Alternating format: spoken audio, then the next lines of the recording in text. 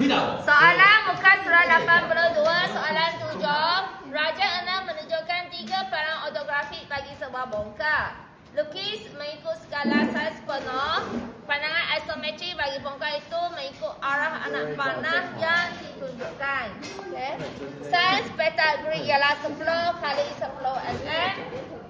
Butiran terlindung tidak perlu ditunjukkan.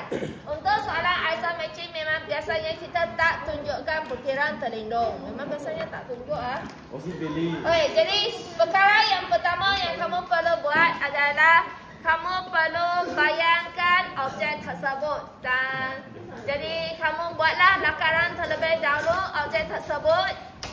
Okay, kamu boleh buat lakaran di mana? Sini kan? Sini kosong. Sebab tak mungkin kamu lukis jawapan di sini. Jadi kamu buatlah di sini.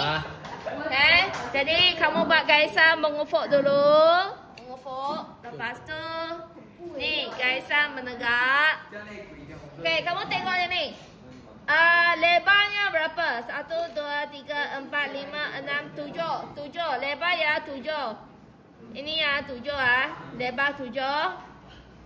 Kedalaman berapa? 1, 2, 3, 4, 5. Kedalaman 50. Okey, ketinggian berapa? 1, 2, 3, 4, 5. 5 kan? Jadi ketinggian 50. Bila kamu kira, kamu boleh tahu kotak tu sebesar mana. Okey, sebelah kiri ialah 70. Jadi ini kamu lukiskan garis 30 darjah. Sini pun garis 30 darjah. Tapi sebelah kanan lebih pendek sebab sebelah kanan cuma ada 50 saja. Sebelah kiri lebih panjang sebab 70. Okey, ketinggian 50. Kamu cuba buat lakaran dulu. Okey, sini macam ini. Jadi kamu mesti ada kotak. Mesti ada kotak dulu. Nampak kotak dulu. Lukiskan kotak ini. Okay, lepas tu kamu tengok. Ini pandangan sebelah kanan. Pandangan sebelah kanan sini ialah kosong. Kalau sini kamu kosong, kamu kena buang sini dulu. Ini garis tegak kan? Dua ni garisan selari, garis tegak. Jadi ini buatkan garis tegak. Dan dua ini garisan selari. Ini pun garisan selari kan. Jadi kita buat garisan selari ikut ini. Okay, kita lukis macam ini. Okay, kalau depan macam ini, belakang pun sama. Belakang pun sama. Okay, buat macam ini. Okay, kemudian jadi depan depan ada L, belakang pun ada L. Lepas tu kamu sambunglah. Ini sambunglah. Depan sambung belakang. Okey, jadi kamu sudah buat lakaran. Inilah yang kamu perlu lukis nanti. Okey, jadi kita buat di bahagian bawah. Kita cuba buat di bahagian bawah. Jangan buat di tengah-tengah. Nanti kalau tak cukup ruang, nanti kalau kamu tak cukup ruang, kamu kena padam dan lukis semula. Jadi kamu perlulah lukis di bawah. Kita buat kotak dulu. Jadi kita buat garisan mengufuk. Kita buat garisan ufuk. Lepas tu kamu dapatkan paksi menegak. Paksi menegak ini kamu tengok sebab sebelah kiri lebih besar. Sebelah kiri ialah 70, sebelah kanan ialah 50. Jadi garisan menegak ini perlulah ke kanan sikit. Ke kanan sikit Jangan buat ke kiri sikit. Nanti kamu tak cukup ruang, kamu kena padam semula. Okay, buatkan garisan mengufuk. Lepas tu buatkan garisan menegak. Okay, lepas tu kamu gunakan sesiku 30. Okay, ini yang melalui titik persilangan melalui titik persilangan. Jadi ini pembaris ini kamu boleh letak ke bawah sikit. Jangan ngangam. Kalau ngangam nanti kamu susah nak buat garisan yang melalui ini 30 darjah. Kamu letak bawah sikit. Lepas tu yang ini kamu letak pada tanda persilangan. Kamu letak pada tanda persilangan, buat satu garis. Nantilah barulah kamu ukur ah. Kamu buat dulu sebab ini ialah garisan binaan. Garisan binaan panjang berapa pun tak kisah. Panjang sikit pun, lebih pun tak apa. Yang penting garisan objek kamu perlulah betul. Maksud sebelah kiri ialah berapa? 70 kan? Sebelah kiri 70. Jadi kamu ambil 70. Kalau mula dari 1 masuknya sampai 8 lah. Sebelah kiri ya 70. Gunakan jangka lukis. Kamu tanggalkan sini. Ini ialah 70. Okay, ini ialah 70. Kamu tanda sikit je. Sikit sahaja. Ini ialah 70. Lepas tu tinggi ialah berapa? Tinggi ialah 50. Kamu guna jangka lukis. Tandakan tinggi 50.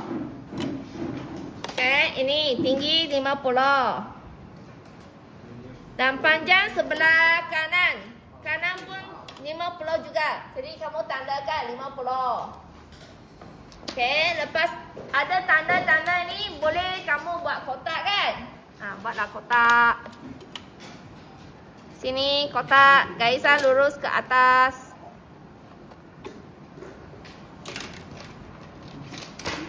Sini pun garis lurus ke atas.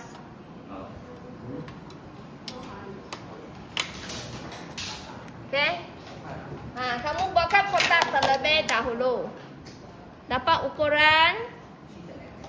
Lukiskan. Ini kiri, ini kanan. Pusingkan sahaja pembaris kamu, sesiku kamu pusingkan. Sebab kalau sesiku T kamu rapat dengan papan, sesiku 30 pun rapat dengan sesiku T, kamu memang dapat sudut 30 darjah. Okay, sekarang kita tengok sini ke atas ialah 20, sini ke atas 20. Jadi kamu ambil jangka lukis, tandakan 20. Tandakan 20. Okey, jadi letak sini. Okey, naik ke atas berapa banyak? 20. 20. Sini naik ke atas 20. Dan sini ke sini pun 20. Sini ke sini pun sama 20. Okey, tandakan.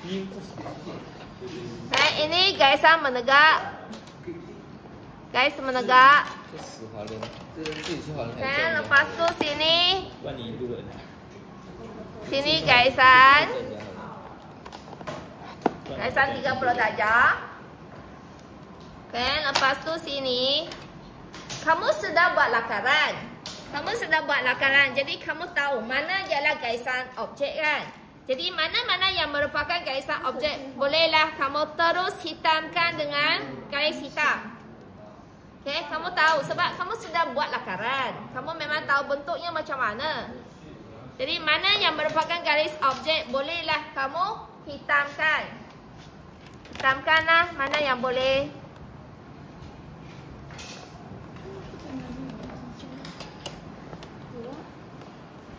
Ini hitam. Okey, bolehlah hitamkan terus.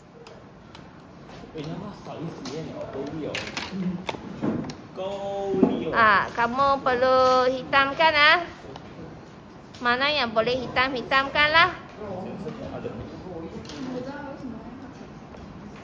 Okay, lepas tu sini pun sama, hitamkan.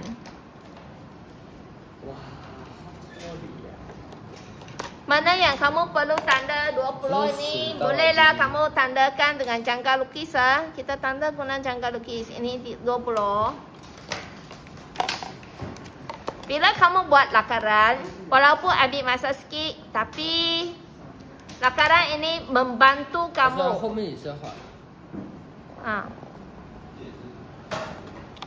Okay, lakaran membantu kamu mendapatkan jawapan yang lebih tepat,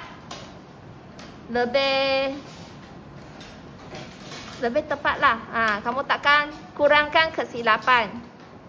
Sebab kalau kamu terus lukis, mungkin kamu perlu ambil masa untuk fikir apakah bentuk yang sepatutnya. Bila kita buat lakaran, kita sudah confident. Jawapan tu macam mana? Kamu boleh lukis dengan lebih cepat dan kamu dapat kurangkan kesilapan. Okey, jawapan ni sama dengan lakaran kan? Jadi ini cara menjawab soalan ini.